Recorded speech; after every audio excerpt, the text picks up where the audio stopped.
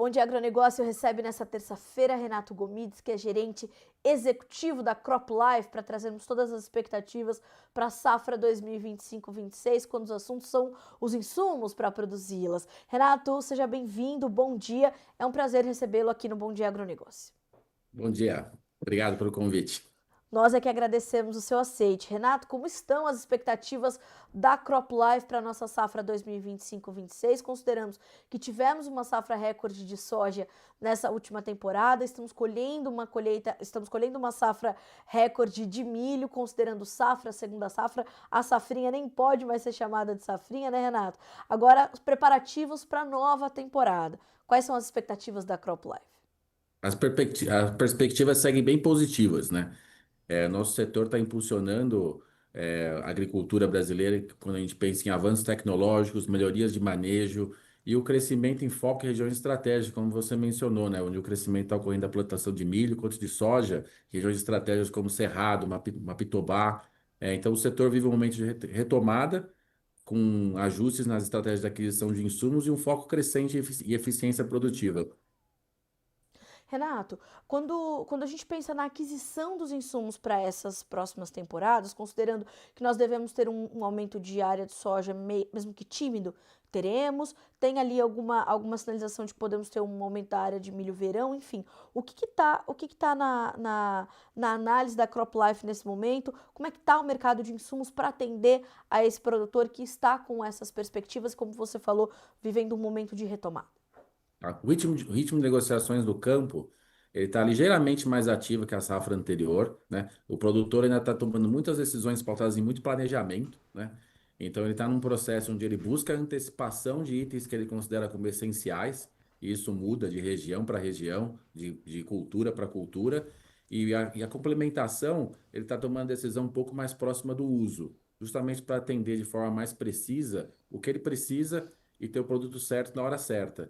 E do lado da indústria, a gente sempre reforça que essa questão do planejamento é muito importante também para a indústria ter a disponibilidade de produtos para o agricultor no momento exato. Isso garante um equilíbrio entre oferta e demanda, né? A indústria ofertando o que o agricultor precisa, o agricultor recebendo o que ele precisa naquele momento do uso de forma mais adequada. Então, essa comunicação entre produtor, distribuidores, revendas, indústria é fundamental nesse processo de planejamento para a gente garantir que a gente alcance o máximo de produtividade e continue batendo recordes de produção aqui no Brasil.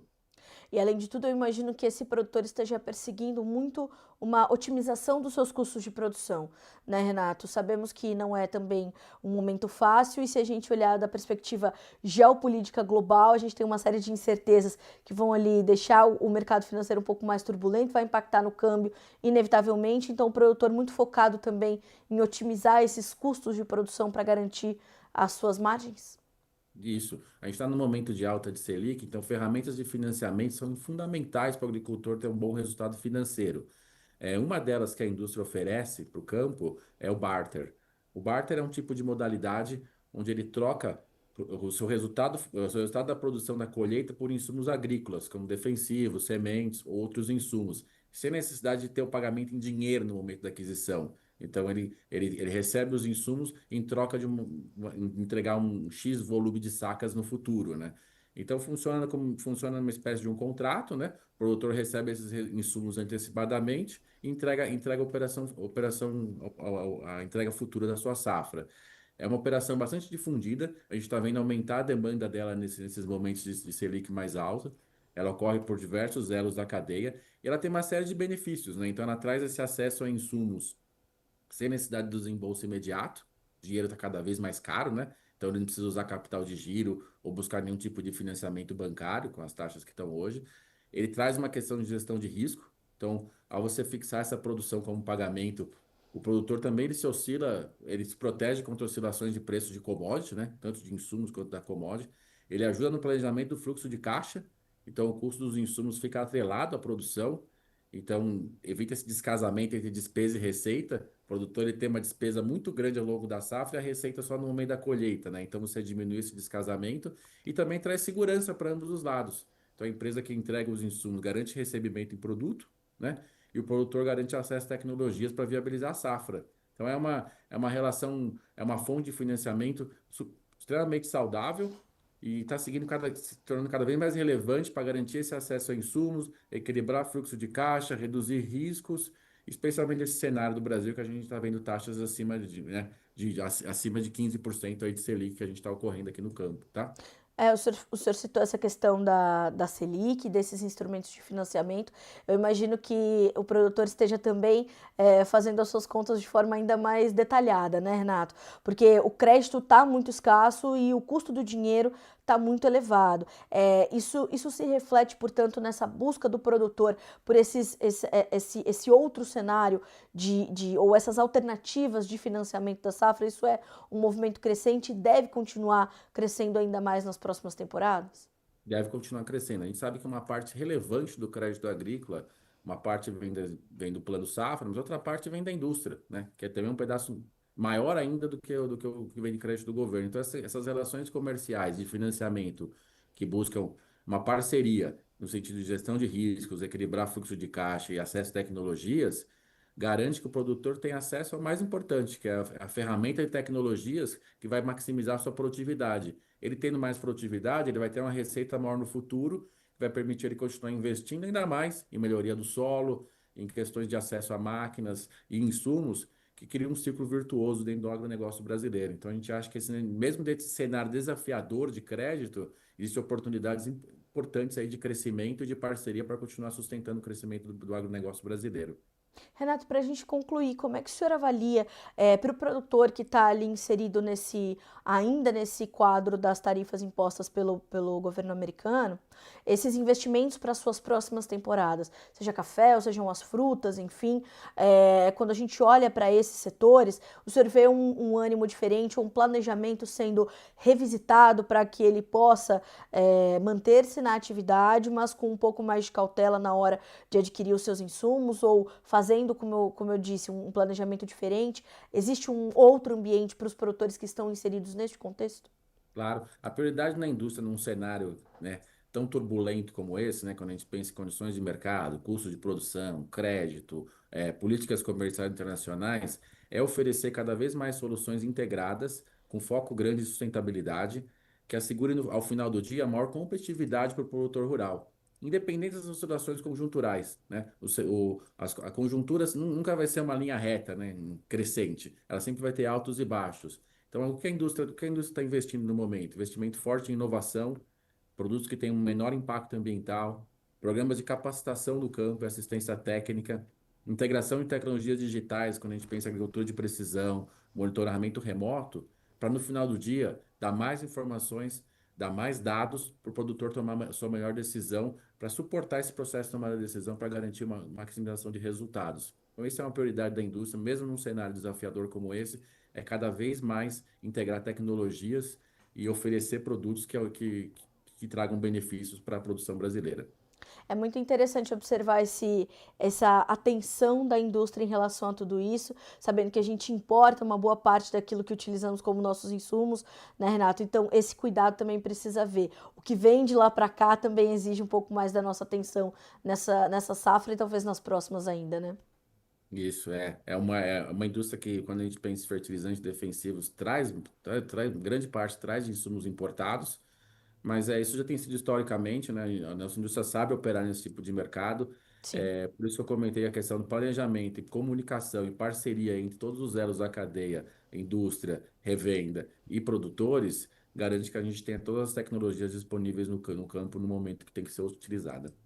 É isso mesmo. Renato, quero muito lhe agradecer pela companhia. Ficou bastante claro e evidente que o produtor vai precisar fazer suas contas com muito carinho, entender quais serão os instrumentos de financiamento que ele vai usar para fazer as novas safras, mas que o Brasil continua carregando um potencial muito forte e um papel muito determinante quando a gente pensa em produção de alimentos, fibras e energias, não só para nós, mas para o mundo todo. Então, obrigada mais uma vez. Importantíssimo termos a Crop Life conosco, nos trazendo esse cenário detalhado. Obrigada mais uma vez. Bom trabalho para o senhor e bom dia. Nós te agradecemos. Bom dia. Bom dia, até a próxima. Recebemos então o gerente executivo da CropLife Brasil, Renato Gomides, nos trazendo esse cenário. O que ele nos aponta é fundamental para podermos entender como é que vai ser a safra 2025-26. Se a gente trouxer um olhar sobre a soja, se a gente colocar uma lupa na cultura da soja especificamente, a gente vai ver um cenário onde, segundo, por exemplo, números da Pátria Agronegócios, que já foram reportados para trazer a primeira projeção para a nova temporada de soja. A gente está falando de um crescimento de área muito modesto, de 1,43%, o menor crescimento desde a safra 2006-07. Isso porque nós tivemos um incremento de área considerável ano passado, nós tivemos uma safra recorde sendo colhida na temporada 2024-25 e ainda bem que fomos altamente demandados, porque além de tudo ainda tem essa situação com os Estados Unidos e a China, portanto a China comprando soja exclusivamente da América do Sul, então principalmente Brasil, mas um pouquinho da Argentina, um pouquinho do Uruguai, aquela coisa toda, mas focando a sua demanda aqui, o que nos garante prêmios ainda muito elevados. Nós fechamos a semana anterior, não a passada, a outra ainda, com os prêmios mais altos desde 2018. Isso mostra como o produtor teve a oportunidade de melhorar as suas margens, fazer um fluxo de caixa para começar a nova temporada, mas ainda assim muito na defensiva, com muita cautela. Precisamos considerar ainda que a possibilidade de um laninha vai se fortalecendo cada vez mais nos modelos climáticos. Aliás, hoje eu tenho o privilégio de apresentar a previsão do tempo às 10 horas da manhã, estou te esperando. Tem pessoas aqui, inclusive, perguntando sobre isso, né, sobre aqui a previsão do tempo, então a gente se encontra às 10 horas para a gente falar de clima com um pouco mais de tempo. Mas de qualquer maneira, nós temos então esse cenário de um laninha se fortalecendo nos mapas climáticos, nos modelos climáticos, o que vai trazer ainda mais dificuldade para o produtor brasileiro, vai trazer dificuldade para o produtor argentino. Como isso vai impactar no preço? Vejamos como é que vai ser a demanda. Chineses e americanos farão um acordo? Enfim, a gente está nesse movimento. Nós tivemos aqui também um comentário perguntando sobre os preços do trigo. Tem chance de aumentar ou só cai, né? Enfim, o trigo é um mercado que de fato está preocupando bastante. Eu vou aqui trazer uma informação do CPEA, mas o que acontece? Está sendo colhida no hemisfério norte uma safra muito grande de trigo e há uma demanda também muito forte. É mais ou menos como acontece no caso do milho. Nós temos muito trigo sendo colhido, mas muito trigo sendo demandado. Aqui no Brasil, nós temos uma pressão sobre os preços porque as nossas importações estão aumentando por necessidade. Então, nós temos uma necessidade maior de importação por conta da quebra das nossas últimas 3 safras, um trigo de pouca qualidade aqui no Brasil por conta de situações que o produtor não pode controlar, e isso faz com que haja, portanto, essa disrupção do mercado. Então, veja só o que diz o CPEA. Preços caem no Brasil em linha com o mercado externo e paridade de importação. Levantamentos do CPEA mostram que os preços internos do trigo caíram na última semana em linha com o mercado externo e a paridade de importação. Ainda segundo o Centro de Pesquisas, as estimativas de oferta e demanda de trigo no Brasil seguem apontando uma produção ligeiramente menor em 2025. No entanto, os maiores estoques de passagem, influenciados pelas importações aquecidas, devem manter elevada a disponibilidade interna. Esse cenário, atrelado às desvalorizações externa e do dólar, que favorecem as importações, pressionou as cotações domésticas do cereal. Então, ainda há perspectiva de pressão sobre as cotações do trigo aqui no mercado brasileiro, infelizmente. Bom, senhoras e senhores, e assim nós vamos concluindo